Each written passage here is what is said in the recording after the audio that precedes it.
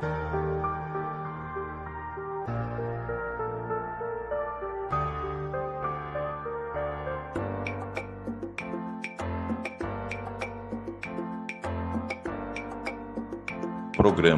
Encontre-se. Olá, muito boa noite, amigas, amigos queridos, que sempre nos encontramos aqui no programa Encontre-se às 18 horas aos domingos. Sejam muito bem-vindos e que possamos ter uma excelente noite em companhia do nosso convidado, Davi Menezes. Ele é de Floriano, Piauí, o Davi.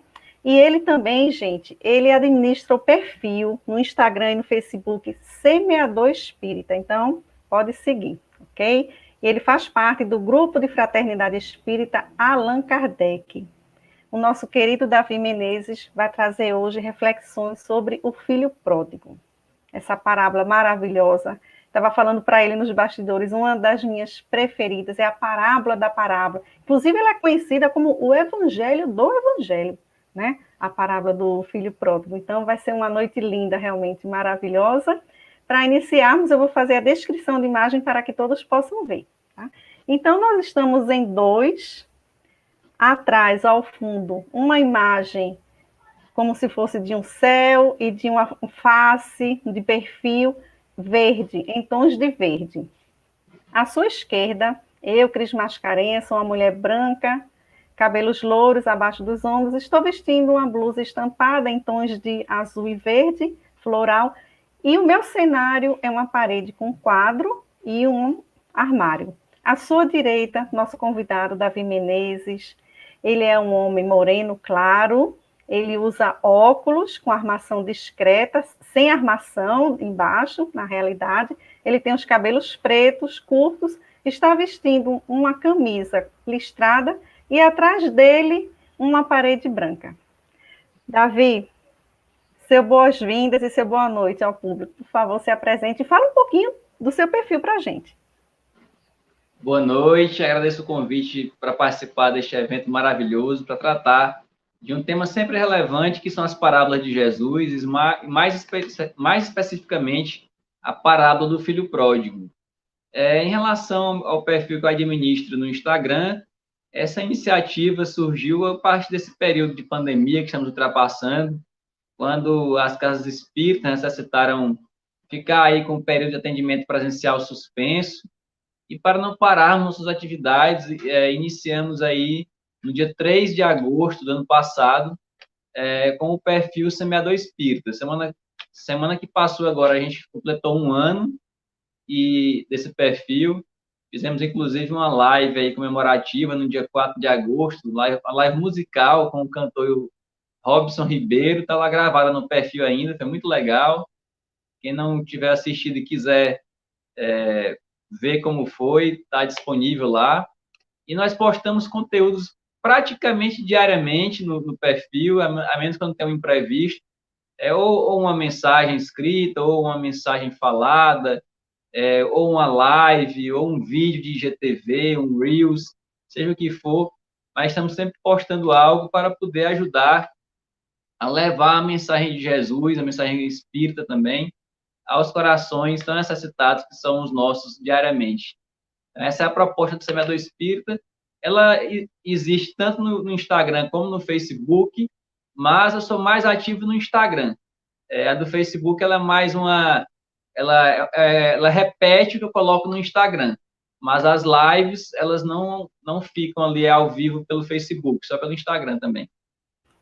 Tá certo, Davi. Olha, nós queremos dizer que esse programa, essa live, né, os domingos, Encontre-se, é uma realização da FES, Federação Espírita de Sergipe, que você pode assistir pelo Facebook também, é quem nos apoia. E agradecemos também aos parceiros que retransmitem, a Rai TV, TV7, Secal, TV Nova Luz e Web Rádio Fraternidade. Agora nós vamos cumprimentar os nossos amigos aqui do chat que participam ativamente, viu, Davi? Você vai ver a Regina, boa noite, Josimere, do Centro Espírita Luz do Caminho, Rosa Elizabeth. Olha, boa noite para você, tá certo? damos as boas-vindas ao nosso querido Daniel Rosa de Assis, que é praticamente uma outra pessoa, assim, um componente da live. Ele sempre está com a gente, chegou cedinho aqui. Então é isso, vamos dar início para aproveitar o máximo o tempo das reflexões de Davi. Com você, querido. Nós vamos até às 7 horas, não é isso? Isso, até às 7.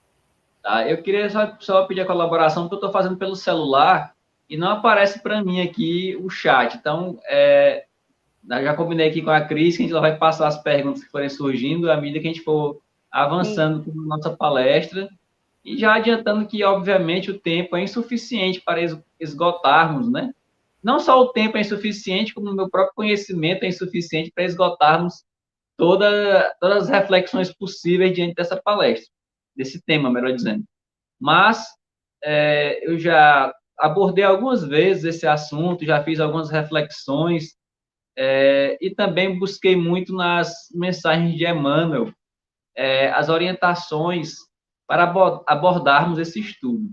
E aí, até já recomendo a todos que gostam dos temas evangélicos, dos temas das parábolas de um modo geral também, que, se puderem, adquiram aquela coleção da Federação Espírita Brasileira, o Evangelho por Emmanuel, que é muito boa porque ali estão compiladas e sistematizadas, na sequência dos evangelhos tradicionais, as mensagens mais diversas do Emmanuel, nas suas obras, de livros, inclusive de mensagens que saíram na revista Reformador, e que para nós muitas vezes são de difícil acesso.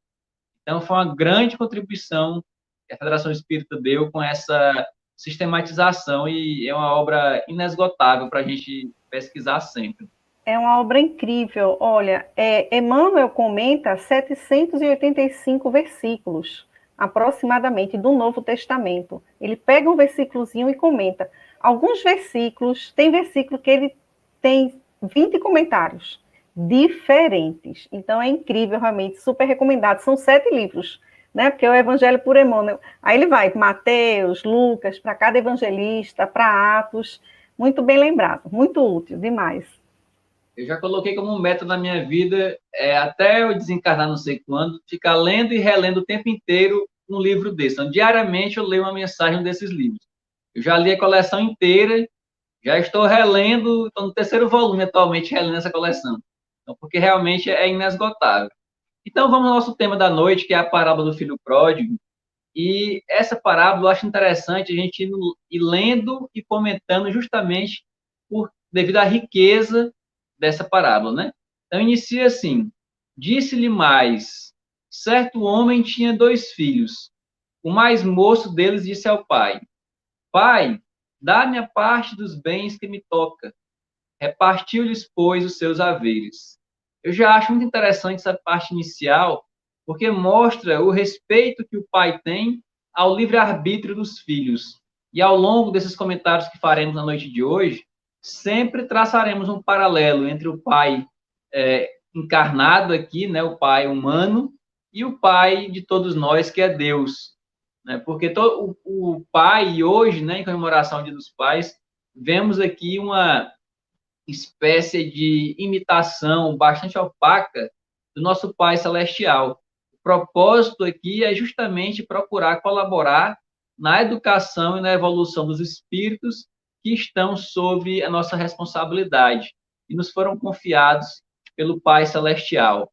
E então, diante dessa missão, nós temos que nos esforçar o máximo possível para levar aos nossos filhos, aos nossos tutelados, os valores espirituais, os valores cristãos, desde a mais tenra infância, para que quando eles chegarem à idade adulta, possam realmente desempenhar, exercer o seu livre-arbítrio com responsabilidade.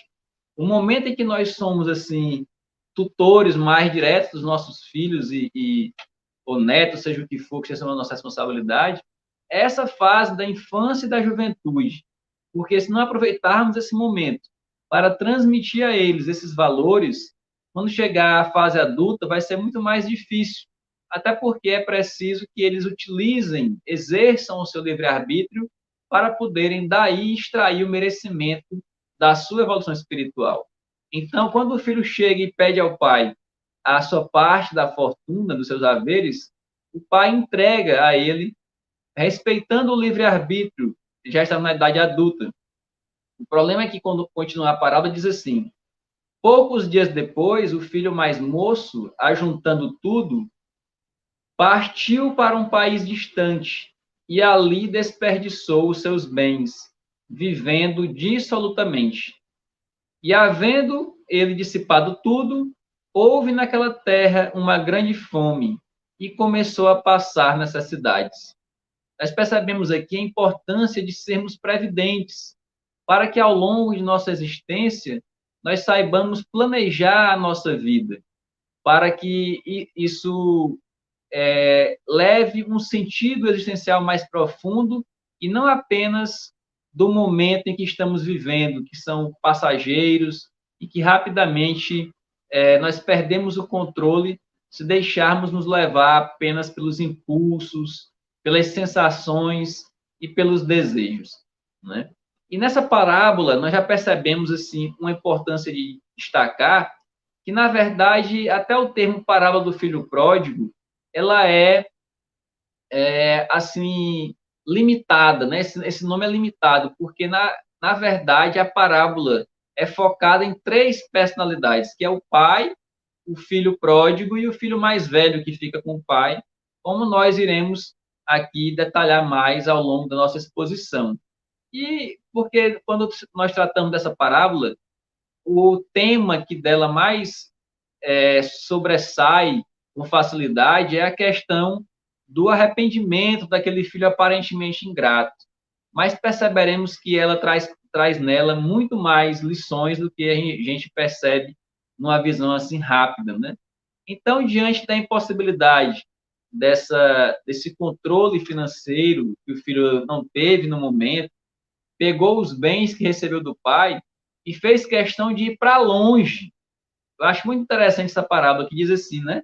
Ele foi para longe do pai, para um país distante, porque ele queria dissipar aquela fortuna da maneira que lhe conviesse, sem estar ali sob a vigilância do pai. E muitos de nós fazemos isso diariamente em relação a Deus também. Nós pegamos a fortuna que Deus nos dá, que é a saúde, que é o tempo, que é a inteligência, que é para alguns a beleza, que é o dom das artes, e vamos dissipar essa fortuna, esses talentos que Deus nos concede, bem distantes dele, né? Procuramos nos afastar de Deus. E dizemos assim: esse negócio de religião é para velho para ir para doente. Eu não tenho que me preocupar com isso agora, que eu sou jovem, estou com saúde, tenho que curtir a vida, né? O ideal do ser humano, cada vez mais, parece que é essa questão de curtir a vida e uma deturpação dos ensinamentos de Epicuro, né? A lição epicurista é muito mais profunda do que essa imagem que nós temos do carpe diem, como sendo apenas num sentido de sensações. O carpe diem, né, o aproveite o dia proposto lá por Epicuro, era mais no sentido que nós vemos pelo Espiritismo, de aproveitar o dia para a nossa evolução espiritual, porque o tempo que passa não tem como nós retornarmos. Daí porque o Chico Xavier dizia com muita propriedade que não há dor maior para o espírito do que a sensação do tempo perdido. Então, quando a gente chega ao mundo espiritual, olha para trás e percebe o tanto de tempo que nós perdemos com tolices, com raivas desnecessárias, com rancores inúteis, nós iremos nos arrepender profundamente. Então, é melhor que nós já façamos essa reflexão agora e já procuremos mudar essa forma de ver o mundo e construir em cada um de nós essa transformação espiritual, para que assim, ao chegarmos ao final da nossa existência aqui na Terra, possamos sair um pouco satisfeitos de termos realizado pelo menos uma parte das tarefas com as quais nos comprometemos quando viemos encarnar. Obviamente, é quase impossível nós sairmos daqui com nota 10, né? Mas, pelo menos, nós possamos tirar ali um 7 para fazer uma média e chegarmos diante dos nossos espíritos protetores, dos nossos anjos da guarda, e termos algo para apresentar. pelo menos, né, Davi, sair melhor do que quando chegamos.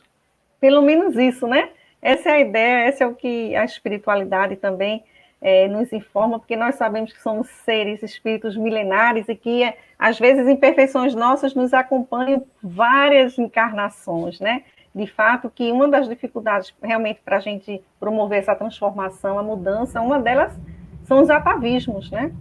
Fora a vontade, a gente sabe. Essa parábola, a gente chega a pensar até assim, né? Que ela é a parábola do pai, não é a parábola do filho pródigo, porque essa personagem é incrível, realmente, né? E muito feliz de estar aqui com você no Dia dos Pais, a gente falando sobre essa parábola. Vamos em frente. É verdade. E na linha do que você falou, Kardec sempre dizia, né, que o verdadeiro espírita se reconhece pelo esforço que faz em a cada dia ser melhor que no dia anterior, né? Então, o nosso processo evolutivo, ele é paulatino. Nosso esforço tem que ser constante. Jamais nos acomodarmos com o que já conseguimos alcançar, mas, ao mesmo tempo, termos a serenidade de sabermos que a evolução é lenta, que a natureza não evolui aos saltos, não é isso? Então, Emmanuel, em uma das suas mensagens, que constam lá nessa coleção a que me referi, ele diz o seguinte, que pródigos são todos os que fazem mau uso das concessões divinas. Não são só aqueles que gastam dinheiro, que dissipam os bens materiais, mas, como eu falei agora, também aqueles que dissipam o tempo, que dissipam as energias emocionais, gastando suas emoções com raivas desnecessárias, com rancores, com fuxicos, né? Então, utilizemos o nosso empenho, a nossa energia, sempre de maneira que engrandeça a divindade. E tudo que nós fizermos no nosso dia a dia seja um verdadeiro poema de gratidão a Deus com o nosso esforço na nossa evolução espiritual. E continuando a parábola, diz o seguinte: então, foi encontrar-se com um dos cidadãos daquele país, o qual o mandou para os seus campos a apacentar porcos, e desejava encher o estômago com as alfarrobas que os porcos comiam e ninguém lhe dava nada. Caindo, porém, em si, disse: quantos empregados de meu pai têm abundância de pão e eu aqui pereço de fome? E nós percebemos aqui a importância do sofrimento para a nossa evolução espiritual.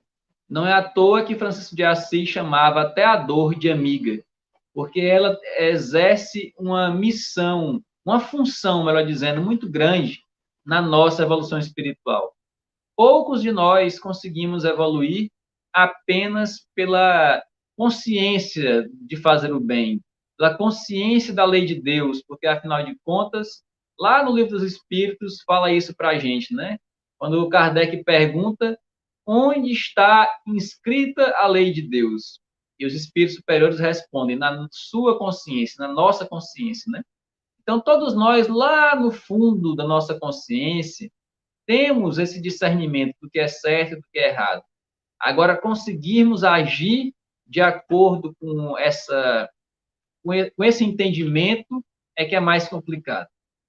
Porque nós somos também muito motivados pelos nossos instintos, né? Há alguns milhares aí de anos, ou milhões de anos, nós éramos praticamente animais, né? Vivíamos somente do instinto, das sensações, e esses instintos cumprem uma função muito importante, a função de nos estimular a preservarmos a nossa vida, né? A nos protegermos para que a nossa existência aqui na Terra seja a mais longa possível, de maneira que possamos aproveitar nossa existência justamente para esse progresso. Ocorre que, ao longo desses milhares de anos, nós fomos recebendo várias revelações espirituais, que merecem mais destaque, embora não sejam as únicas, mas, né, a revelação que veio por Moisés, nos mostrando um Deus único, que é esse Pai de todos, porque antes disso, era muito difícil para as pessoas compreenderem a igualdade.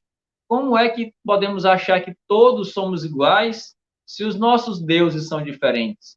Como é que eu posso ter amor pelo meu vizinho se não em uma época em que cultuávamos deuses lares, que eram os nossos ascendentes?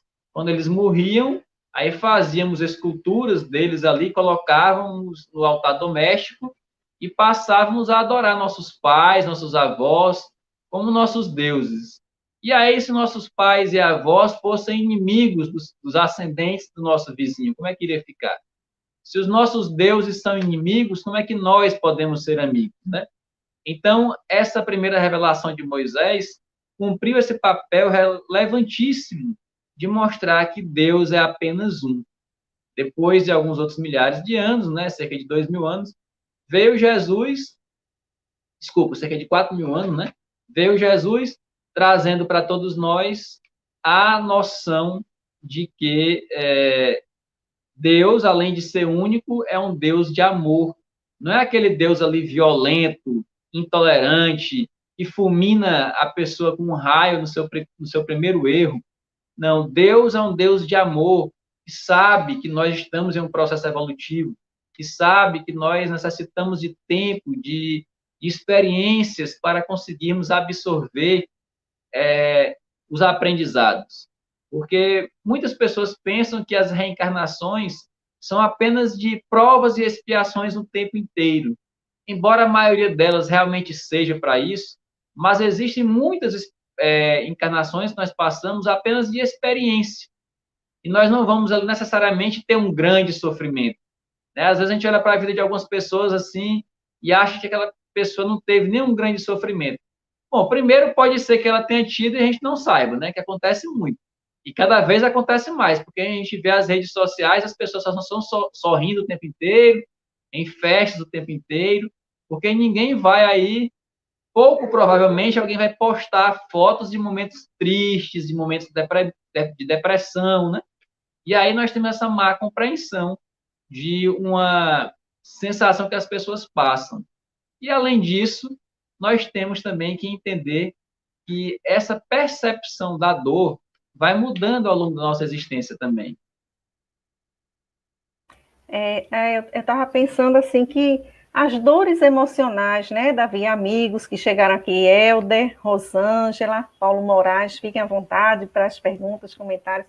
As dores emocionais que a gente não vê, que muitas vezes a própria pessoa não reconhece e fica, né, e aí se transforma em transtornos mentais. Então, aparentemente a pessoa tem uma vida normal, comum, mas há um sofrimento, né, na saúde mental da pessoa, que é mais grave, né? Porque a gente, quando tem uma doença, uma dor de estômago, uma dor no joelho, a gente vai no médico, no ortopedista, no gastro. Mas a pessoa, quando tem uma dor emocional, não vai no psicólogo. É mais difícil, né? Às vezes não consegue perceber. Então, assim, é importante essa questão realmente da gente estar atenta a essas dores emocionais e a gente nunca sabe, né? Aquela história que a gente sempre acha que o outro está melhor do que a gente, né? Então, de qualquer forma, a gente ter sempre aquele olhar de que, sim, vão ter pessoas que estão numa situação melhor do que a gente, mas também vão ter pessoas que estão numa situação mais difícil do que a gente, né? Estamos apenas em momentos diferentes. Então, essa relatividade, né, da vida. É verdade. E lembrando, sim, que por mais que a gente imagine que algumas pessoas, ou muitas pessoas têm essa dificuldade de preservar ou de tentar restaurar a saúde mental, alguns por preconceito acham que isso é coisa de pessoa fraca, ou se eu for um psicólogo ou um terapeuta, quer dizer que eu sou fraco, e esquecemos que tudo começa no espírito. Joana de Anjos mesmo fala isso para a gente, naquela série psicológica dela, que todas as doenças iniciam no espírito. Então, se todas as doenças iniciam no espírito, obviamente, todos os tratamentos também têm que começar pelo espírito. Por isso, diante de alguma doença, seja ela qual for, precisamos conciliar todos esses tratamentos. Tratamento médico tradicional, o tratamento de alguma terapia da saúde mental, seja com um psicólogo, ou um psicanalista, ou um psiquiatra, ou com todos eles também, dependendo da situação. E, além disso, com o tratamento espiritual, né? Que é você fazer leituras edificantes, você frequentar o seu local religioso, não necessariamente espírita, se você não for, pode ser a sua igreja, o seu templo evangélico, qualquer que seja, mas é importante essa conexão com a divindade, para alcançarmos o nosso equilíbrio espiritual. E aí, percebemos nessa passagem que lemos há pouco, um momento crucial também, que é quando diz assim: caindo, porém, em si, disse: quantos empregados tem meu pai? E depois, logo à frente, ele fala: levantar-me-ei, né? Eu acho muito importante isso, porque muitas pessoas caem, mas esquecem de levantar. Ficam ali caídos na lama, como o filho pródigo, chafurdando com os porcos, mas não querem se levantar. Acham que é suficiente ficar ali lamentando, sofrendo em cima da sua, reiterando a sua dor, mas nós sabemos que é importante se reerguer. Se a gente não consegue fazer isso só, devemos buscar ajuda, né, dessas pessoas, desses terapeutas a quem já nos referimos. Isso é tão significativo esse momento, porque para um judeu, o porco assim era o que poderia ter de mais imundo, sujo, tinha uma conotação espiritual por conta de uma formação da cabeça dele. Então, eles não comem porco, né, por conta disso. Então, era a pior situação que poderia existir. Era como se a pessoa tivesse chegado realmente ao fundo do poço, né, ter que dar essas alimentações para os porcos, trabalhar com eles. E esse levantar, no sentido bíblico, que a gente sabe que no hebraico morrer é deitar, né? Eles falam deitar, morrer. E levantar é renovar. Então, quando fala assim, ele se levantou, vem com essa conotação também de ele se renovou, ele mudou por dentro. É aquela transformação que o João Batista falava, que era interna, não era externa. A água era o símbolo, né, que eles utilizavam. Eles eram muito teatrais, né? Usavam muitos símbolos. Mas esse levantar, não de uma maneira afobada, mas o levantar pela transformação, pela mudança, né? Pela mudança do padrão mental mesmo. Exatamente. E aí nós percebemos que nesse cair em si, nesse levantar-se, nós encontramos um ensinamento que está muito relacionado ao saber lidar com o erro. O erro faz parte da evolução espiritual. Jesus, quando veio ao mundo, ele não escolheu apóstolos puros. Ao contrário, é verdade que eles tinham um elevado grau de envergadura moral, mas todos eles cometeram falhas e falhas graves, né? Vemos lá o caso de Pedro, por exemplo, que mesmo se achando forte, terminou por negar a Cristo, né? Por 3 vezes naquela noite fatídica. Vemos o caso de Judas também, de Maria Madalena, de Paulo, né? Na época que era Saulo ali, que já foi depois que Jesus foi crucificado, mas vamos chamar até o Paulo de 13º apóstolo, né? Porque realmente, se não fosse por ele, dificilmente a mensagem de Jesus teria chegado até os nossos dias. E aí passamos ao outro momento da parábola que diz assim: levantar-me-ei, irei ter com meu pai e dir-lhe-ei: Pai, pequei contra o céu e diante de ti. Já não sou digno de ser chamado teu filho. Trata-me como um dos teus empregados. Nós percebemos aqui que o filho tem esse arrependimento sincero, porque em muitos casos esses arrependimentos de alguns espíritos são apenas aparentes, né? Tem esse arrependimento ali porque está sofrendo. Inclusive tem um caso mencionado em uma das obras de Joana de Ângeles, que ela fala que determinado espírito não foi ali imediatamente resgatado no mundo espiritual em que estava sofrendo, na zona de sofrimento que ele se encontrava, embora ele ficasse ali gritando, pedindo por ajuda para os espíritos superiores que passavam, porque ela disse que ele, na verdade, não está arrependido ainda. Ele está apenas reagindo à dor. E nós vemos muito isso no nosso dia a dia. Pessoas que, quando estão ali no meio da dor, do sofrimento, prometem as maiores mudanças, mas logo que são auxiliadas, terminam por voltar a reincidir nos mesmos erros, né? E isso acontece muito conosco ainda hoje. Nós dizemos, às vezes, que temos vontade de viver no mundo espiritual superior, mas podemos nos perguntar, será que estamos preparados para isso? Porque o mundo espiritual superior não é de apenas contemplação, não é apenas de quietude. Lá não tem o sextou, nem o sabadou para me entregar para assistir a séries infindáveis, não. Quanto mais nós evoluímos nos planos, né? Quanto mais nós ascendemos nos planos espirituais, mais nós aprendemos a renunciar, mais nós aprendemos a servir. Então, temos que saber isso. Será que eu estou preparado para viver em um ambiente onde os espíritos renunciam a si, aos seus próprios interesses constantemente e apenas para servir ao próximo? Porque se não estiver preparado para isso, eu vou me sentir envergonhado, vou me sentir constrangido de estar ali em um ambiente que todo mundo está o tempo inteiro trabalhando, renunciando, compreendendo, perdoando, amando, servindo ao próximo, e eu ainda estou pensando em mim, pensando em descansar, guardando rancor, sendo aquela pessoa melindrada, né? E aí não conseguiremos sobreviver ali com serenidade, com equilíbrio. Da mesma maneira que a pessoa que quer escalar o Monte Everest precisa primeiro adaptar os seus pulmões às regiões intermediárias, nós também, para chegarmos aos planos espirituais mais elevados, precisamos passar gradualmente pelos planos espirituais intermediários para irmos acomodando o nosso padrão vibratório, para irmos acomodando a nossa rotina, a nossa forma de encarar a vida, né? E aí percebemos nessa passagem também a humildade do filho, porque o filho, ele, quando vai retornar à casa, ele demonstra humildade, porque tem pessoas que dizem assim, eu fico aqui a vida inteira chafurdando na lama, mas não volto para pedir perdão de jeito nenhum. E nós precisamos ter essa humildade também com Deus, porque Deus, ele nos dá o livre-arbítrio e fica só esperando a gente ir lá, fazer o que a gente deve, que a gente acha que deve fazer.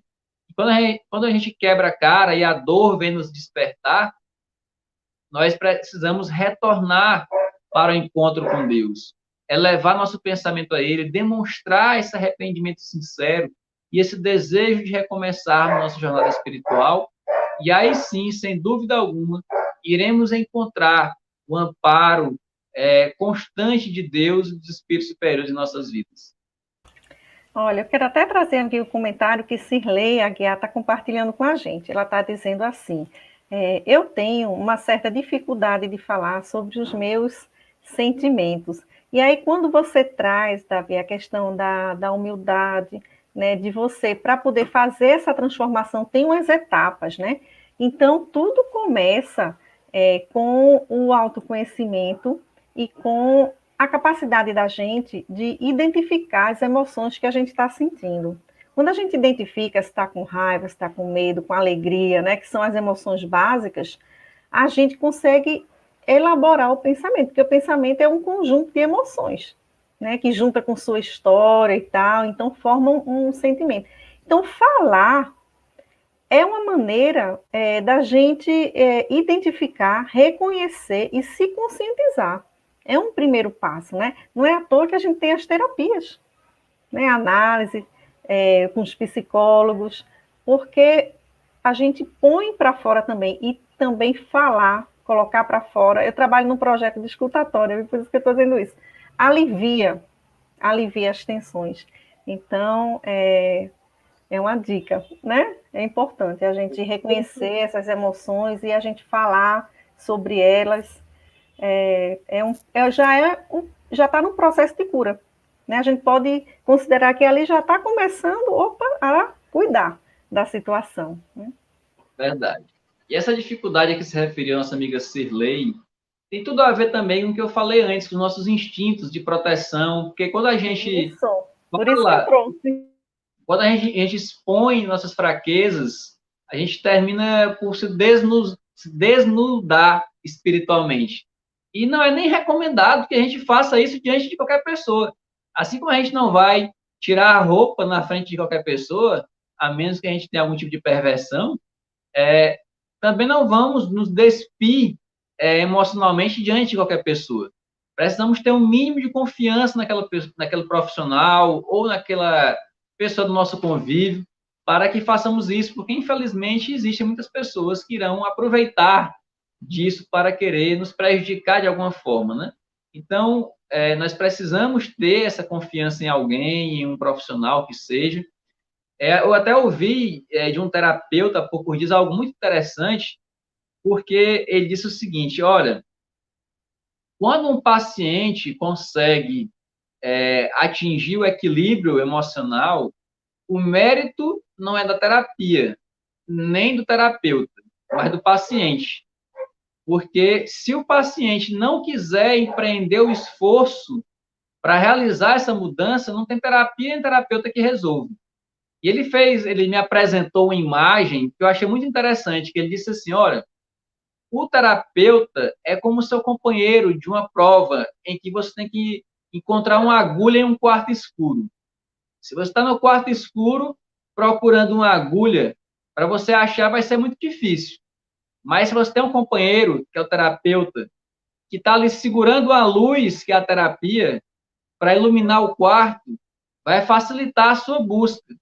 Mas você pode ter o melhor companheiro e a luz mais intensa. Se você não se esforçar em procurar a agulha, você não vai achar. E eu achei assim uma analogia fantástica, porque realmente o maior de todos os terapeutas é Jesus também. A gente tem a luz do Evangelho.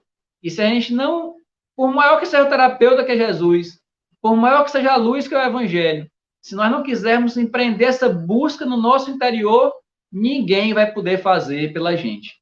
Então é preciso que nós realmente exercitemos isso no nosso dia a dia e tenhamos essa humildade de buscarmos nossas falhas e, se preciso for, com a ajuda de terceiros ou em um ambiente de um atendimento fraterno, numa casa espírita, ou com um terapeuta mesmo profissional, mas que nos esforcemos nesse sentido, porque a nossa fortaleza espiritual é, sem dúvida, o nosso maior objetivo.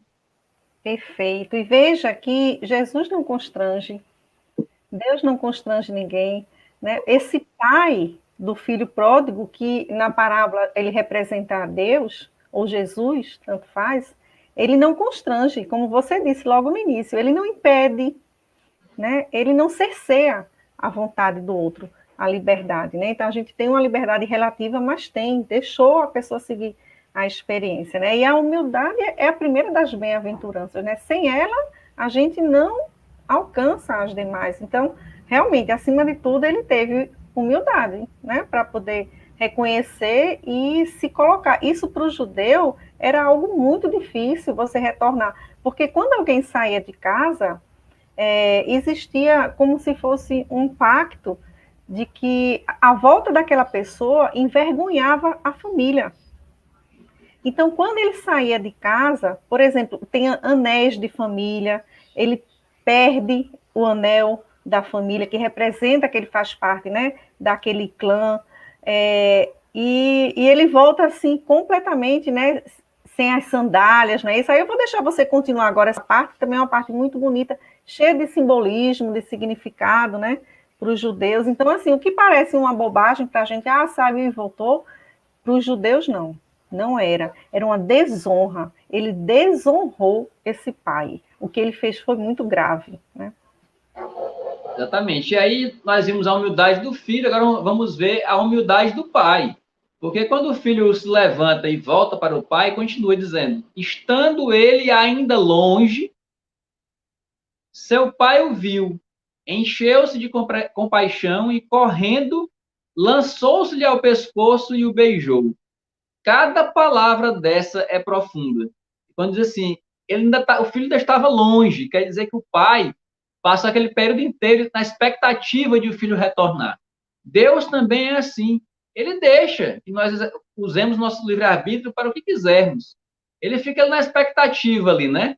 Quando nós nos arrependemos e queremos reiniciar o caminho de encontro ao Pai, Deus não espera muita coisa, não. Rapidamente ele envia ao encontro de cada um de nós o nosso anjo da guarda, os nossos espíritos amigos, para nos ampararem e nos fortalecerem nessa jornada de retorno ao encontro do Pai. São aqueles amigos que vêm ali e nos vêm capengando, mancando da perna e vão nos amparar, colocar ali no ombro e nos ajudar a nos reerguer e a caminhar para o encontro do Pai.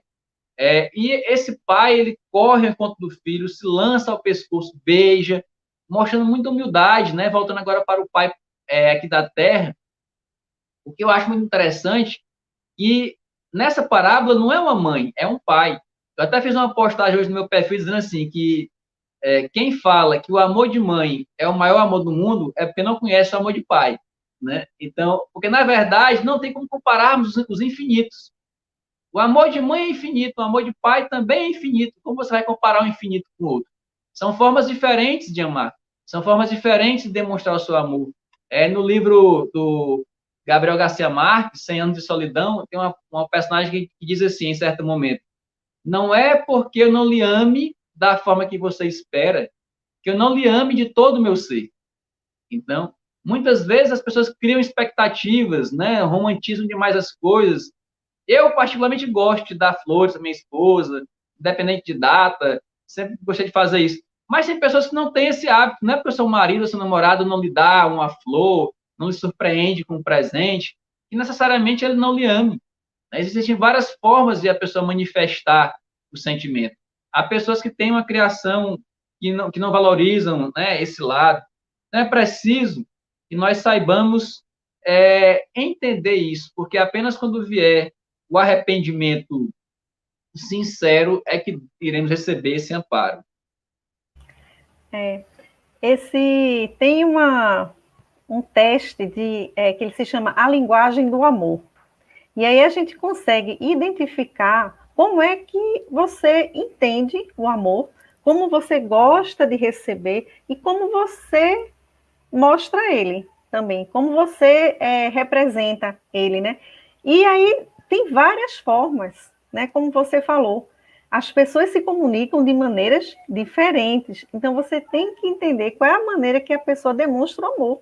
Aquela maneira como ela demonstra amor é a maneira como você também deve demonstrar para ela, que aí é que vai acontecer a comunicação, né? Uma informação em comum. Então, por exemplo, tem gente que demonstra o amor através de presente, como você falou, mas tem gente que demonstra através de serviços, fazendo coisas, favores para a pessoa, resolvendo problemas da pessoa. Então, essa pessoa quer receber o amor dessa mesma forma. Aí você entrega esse amor para ela de uma outra maneira, ela não compreende bem, assim, né? O que é que está acontecendo. É interessante isso. A gente, realmente, cada pessoa é um mundo, né? Esse pai, exatamente o que você falou, quando a gente tem uma disposição para a mudança, quando a gente se coloca no local humildemente e toma a primeira iniciativa, a gente angaria a simpatia da espiritualidade amiga que aproveita e age ali. Então, esse pai indo, ele não espera o filho chegar, ele vai até o filho, ele já vai socorrer. Essa ajuda, esse amparo que a gente recebe quando a gente se coloca nessa posição de se disponibilizar, né, para a mudança e de tomar o primeiro passo. Por isso que diz lá no livro dos Espíritos, né, que a gente poderia, com muito poucos esforços, a gente poderia fazer grandes mudanças, mudar um hábito, um comportamento, né? Basta realmente a vontade, né, do querer. É verdade. E aí continua dizendo a parábola: disse-lhe o filho: pai, pequei contra o céu e diante de ti, já não sou digno de ser chamado teu filho. Mas o pai disse aos servos: trazei depressa a melhor roupa e vestilha, e ponde-lhe um anel no dedo e alparcas nos pés. Trazei também o bezerro cevado e matai-o, comamos e regozijemo-nos. E aqui, né, como você já adiantou, a questão da simbologia, de restituir o anel de família, de calçar as alparcas, porque o contato com o solo era tido já como uma forma de impureza, de contaminação até para o espírito. Era preciso calçar os pés para poder mostrar que estava ali restituindo inteiramente o status social daquele filho. Ele não estava sendo recebido como qualquer coisa, não. Ele estava sendo recebido inteiramente de volta. E assim também é Deus na nossa vida. Deus, ele nos ama a todos indistintamente, né? Com respeito às concepções religiosas que entendem o contrário, mas na compreensão espírita não há cabimento para aquela expressão que diz que Jesus é o filho preferido de Deus. Não existe isso. Deus ama a Jesus do mesmo jeito que ele ama aquele criminoso que matou mais gente aqui na Terra. Porque Deus não nos ama pelo que nós somos. mas pelo que ele sabe que nós seremos. Ele sabe que todos nós seremos espíritos puros. E não foi à toa que Jesus veio anunciar isso e dizer: brilhe a vossa luz. Vós sois deuses. Todos vós podereis fazer tudo o que eu fiz. E muito mais. Então, se nós poderemos fazer tudo isso e muito mais, Deus já nos ama, porque Ele sabe que nós seremos assim. Ah, e por que Deus já não nos criou logo puros? Porque não teria merecimento, não teria mérito. Nós não conheceríamos, para nós conhecermos a alegria, é necessário que conheçamos também a tristeza. Para que valorizemos a tranquilidade, precisamos também conhecer os momentos de turbulência. Porque se não for assim, dificilmente saberemos valorizar as situações boas que surgem na nossa vida. E o pai diz ainda: trazei também o bezerro cevado. Não é qualquer bezerro, não. É o bezerro, é o principal, aquele melhor que tem lá. Traga que nós vamos comemorar agora o retorno desse filho que está aqui de encontro a todos nós. E assim também Deus nos recebe em seus braços. Ele não nos recebe fazendo um favor qualquer, não. Ele nos recebe porque é o que ele espera, é o que ele sabe que vai acontecer. E é o objetivo das nossas reencarnações, é atingirmos essa compreensão de que não seremos felizes vagando pelos caminhos aí do mundo, não. Só tem um caminho que pode nos dar a verdadeira felicidade. E esse caminho foi o que Jesus nos mostrou. Ele disse: eu sou o caminho, a verdade e a vida. Ninguém vai ao Pai senão através de mim. Não quer dizer que as religiões que não são cristãs não proporcionem também essa iluminação. Até porque mesmo essas religiões também vieram com a permissão de Jesus. Emmanuel nos fala que Jesus é o governador do planeta e que todos esses líderes religiosos vieram com a sua permissão.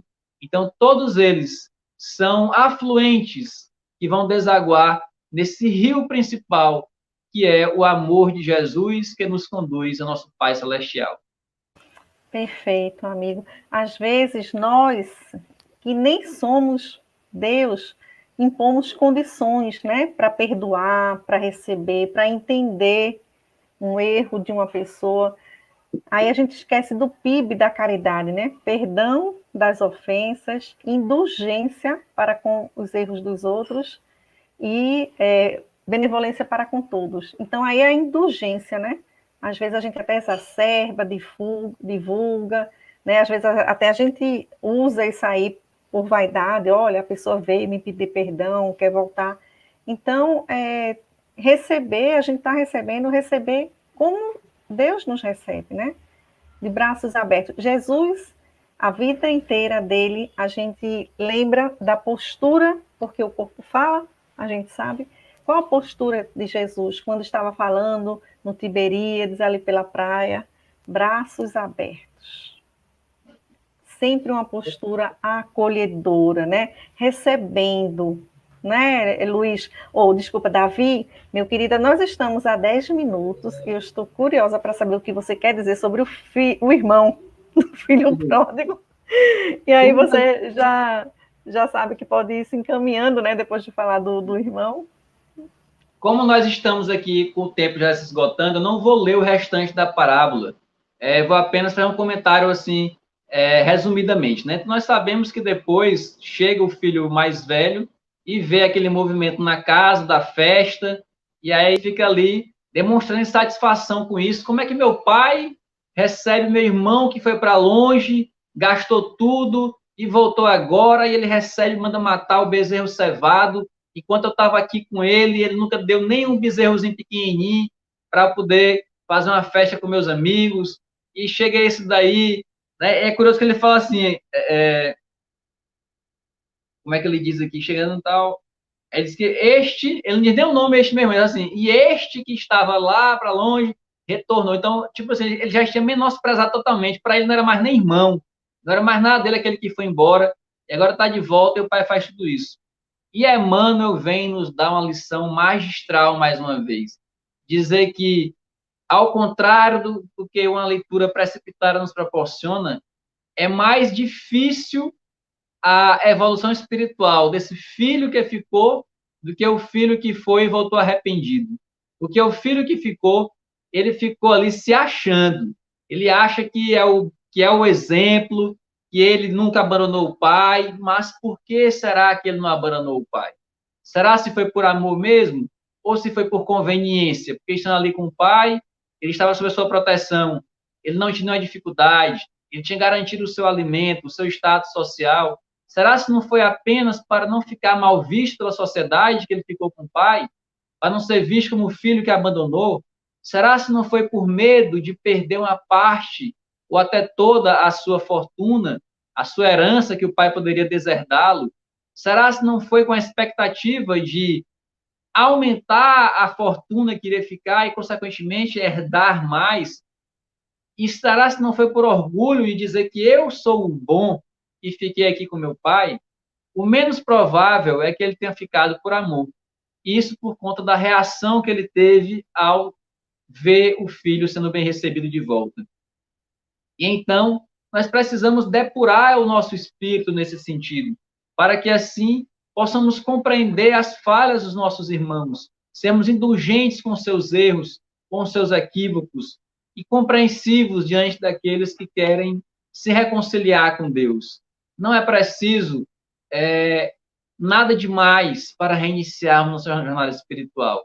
Chico Xavier dizia, né, que se a gente não pode voltar atrás e fazer um novo começo, nós podemos iniciar agora e fazer um novo fim. Porque Jesus não espera que nós façamos grandes obras de escalar montanhas, de pular de paraquedas, coisas desafiadoras assim. O que Jesus espera de nós é apenas que nós nos amemos uns aos outros. E se amar parece tão difícil que pelo menos iniciemos respeitando uns aos outros, sendo tolerante com o diferente, porque é algo que falta muito em nossa sociedade atualmente, é a tolerância.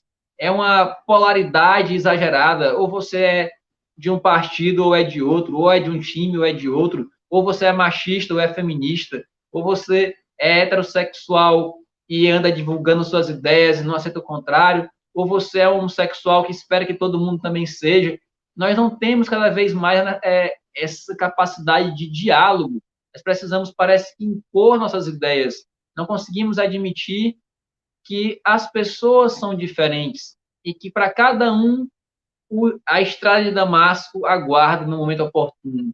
Jesus nos aguarda com seus braços abertos na curva dessa estrada de Damasco e vai chegar para cada um de nós no momento oportuno. E diante daquela resistência do filho mais velho, já nos encaminhando para a conclusão, o pai também demonstrou mais uma vez humildade. Ele não foi dizer assim, pois ele não quer entrar não, que fique lá fora. Ao contrário, o pai também foi atrás do filho mais velho e disse, venha, meu filho, vamos comemorar aqui conosco, vamos nos alegrar, porque esse seu irmão que estava morto, renasceu. Estava morto para a vida espiritual, estava morto para os verdadeiros valores. E quantos não estão mortos aí nas redes sociais, com valores extravagantes, com ostentações desnecessárias? Vivamos para Jesus, vivamos para a luz, façamos como nosso mestre nos pede, ide e pregai, busquemos levar a mensagem de Jesus dentro das nossas possibilidades, mesmo com nossos defeitos e limitações, mas se queremos falar de alguém, temos a compulsão por falar dos outros, falemos de Jesus, e deles só temos coisas boas para falar. Muito obrigado pela oportunidade. Que lindo, é verdade, né? Já que a gente quer falar de alguém, que a gente fale de exemplos, né? De Jesus, de ícones. Você citou tantos aí, citou São Francisco de Assis, por exemplo, né? Citou o próprio Moisés, que veio com aquela força, mas trouxe o monoteísmo, trouxe a justiça para a gente, né? Era um andar aí, uma época da evolução da gente. E aí eu fico pensando sempre assim, que esse filho pródigo, né, o afastamento, o que é esse afastamento, né, no final das contas? É o afastamento das leis de Deus, né? Quanto mais a gente se afasta, mais a gente entra em sofrimento, mais distante fica da felicidade. Então, se a gente tem dúvida, a gente tem a consciência da gente, né? A gente tem as reflexões. O que é que Alcione diz lá no livro Renúncia, de Emmanuel? por Chico Xavier. O Evangelho do Cristo precisa ser conhecido, meditado, sentido e vivido, né? Então, precisa ser conhecido, precisa estudar, precisa ler, né? Leituras edificantes, codificação, Bíblia, mensagens edificantes de pessoas da literatura sérias, né? Precisa meditar, precisa refletir, precisa elaborar, né, cognitivamente mesmo, precisa se abrir, como a gente falou, né, se colocar à disposição para a espiritualidade agir na gente. Isso é a asa da sabedoria, que Emmanuel fala também, né? E aí tem a asa que é do amor, que vem o quê? Que é o sentir e o viver. O sentir não é sentimento de amigo, de coleguinha, é o evangelho, o sentimento do evangelho, né? E praticar, porque aí não tem sentido, né? A gente recebe, a gente sabe, conhece, e aí a gente sabe que a quem muito foi dado, muito será pedido, né? Então a gente tem que praticar, tem que viver, principalmente nessa época de pandemia, né, Davi? É uma oportunidade da gente dar o testemunho. Estamos sendo muito convocados, né? Através de mensagens, do Dr. Bezerra de Menezes, de livros, do Manuel Filomeno de Miranda, por exemplo, né, no Rumo do Mundo de Regeneração. As mensagens são as seguintes, que nós espíritas não polemizemos, como você falou, não vamos polarizar, né, não vamos entrar em discussões que não chegam a lugar nenhum. A gente tem que se acalmar, se tranquilizar, esclarecer o outro, dar esperança para o outro, consolar o outro. Esse é o papel da gente, né? Durante um momento de aflição, como a gente está vivendo, de uma prova coletiva, né? Olha, Davi, muito obrigada pelas suas reflexões, lindas reflexões, como colocaram aqui, olha, a Ana Tereza, lindas reflexões, gratidão, viu, pela sua companhia. Nós queremos agradecer também a todos que estavam aqui acompanhando, né, falando aqui com a gente, estavam bem reflexivos mesmo, pelo que eu observei, viu? Estavam caladinhos, não teve, né, acho que teve só aquela pergunta. Então, muito obrigada, agradecemos também à Federação Espírita de Sergipe por essa oportunidade, né, de realizar esse programa, e os nossos parceiros, TV7, Rai TV, Web Rádio Fraternidade, Secal e TV Nova Luz. E domingo que vem, novamente, encontre-se aqui conosco às 18 horas. Estaremos esperando você para outras reflexões. Você é pai, Davi? Sim. Você é pai, sim? De 3. De 3. Parabéns, parabéns 3 vezes, viu? Que Deus, né, o nosso Pai Maior, abençoe você, abençoe todos os pais que estiveram aqui conosco, que vão ver essa live, me abençoe também aqueles que fazem o papel do pai. Às vezes é uma mãe, é um tio, é um amigo, né? Tem essas figuras também, e fazem muito bem, né? Sem ter aquele laço consanguíneo que, nossa, nem tem a obrigação, digamos assim, né? E faz esse papel. Então, um bom final de semana para todos, restinho de domingo. Fiquem com Deus. Davi, até uma próxima oportunidade, viu? Muito obrigado pelo convite, pela oportunidade. Fiquem com Deus e quem puder aí, siga aí o Semeador Espírita, que será um prazer ter vocês conosco. Um abraço. Vamos seguir. Tchau, gente. Boa noite.